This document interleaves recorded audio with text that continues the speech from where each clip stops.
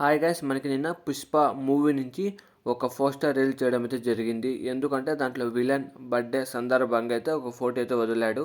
ఆ ఫోటో వదిలేయడం వల్ల మనకు ఆల్మోస్ట్ 50% మూవీ అయితే లీక్ అయిపోయింది అనుకోవచ్చు.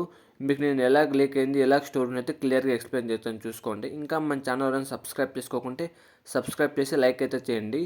మనకి మూవీ క్లైమాక్స్లో చూసుకున్నట్లయితే పుష్ప 1లో మనకు విలన్కి మామూలు పుష్పకి అయితే గొడవ జరుగుతుంది కదా. దాని తర్వాత విలన్ ఎలాగ మారుతాడు, ఏం జరిగింటుందని మీకు 1 by 1 క్లియర్గా ఎక్స్ప్లెయిన్ చేస్తాను చూసుకోండి. మీరు నిన్న వదిలిన పోస్టర్ క్లియర్గా చూసినట్లయితే మనకు గొడవ పడి వెళ్ళిపోతాడు డ్రెస్ ఏమీ లేకుండా. దాని తర్వాత తను ఏం చేస్తాడు, ఎలాగ జరుగుతుంది క్లియర్గా ఎక్స్ప్లెయిన్ చేస్తాను చూసుకోండి.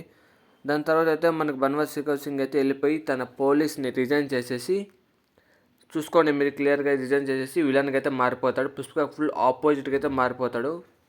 మీరు క్లియర్గా గమనించినట్లయితే అక్కడ మనకు ఒక ముగ్గురిని ఉరి తీసినట్లయితే కనిపిస్తుంది కదా. అతను పుష్పకు ఆపోజిట్ అయిపోయి ఫుల్గా తను విలన్కి అయితే దిగుతాడు. అప్పుడు తను కూడా ఒక రౌడీలాగా వచ్చేసి పుష్ప వాళ్ళ టీంలో అందరినీ ప్రతి ఒక్కరిని నరుక్కుంటూ వెళ్తాడు. పుష్పని అయితే బిజినెస్ పూర్తిగా కిందకు తొక్కేస్తాడు. ఎర్రచందంలో కానీ అతడు కూడా ప్రయత్నిస్తాడు. మనం చూస్తూనే ఉన్నాము, అక్కడ మనకి ఫోటోలో బాగా క్లారిటీ కనిపిస్తుంది. లోడ్ ఎక్కిస్తున్నారు ఎర్రచందాన్ని. తను ఒక టీంని అయితే మెయింటైన్ చేస్తున్నాడు.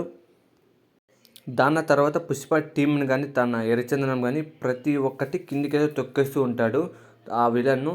దాని తర్వాత తనే ఒక విలన్ దాకా పెద్ద పుష్ప మధ్య అయిపోతాడు. అప్పుడు కేశవ కూడా తనకే సపోర్ట్ చేస్తాడు.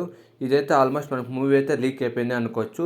మీ అల్లు అర్జున్ ఫ్యాన్స్ ప్రతి ఒక్కరైతే లైక్ చేసేసి సబ్స్క్రైబ్ చేసేసి షేర్ చేయండి. Thank for watching this video. Please subscribe my channel.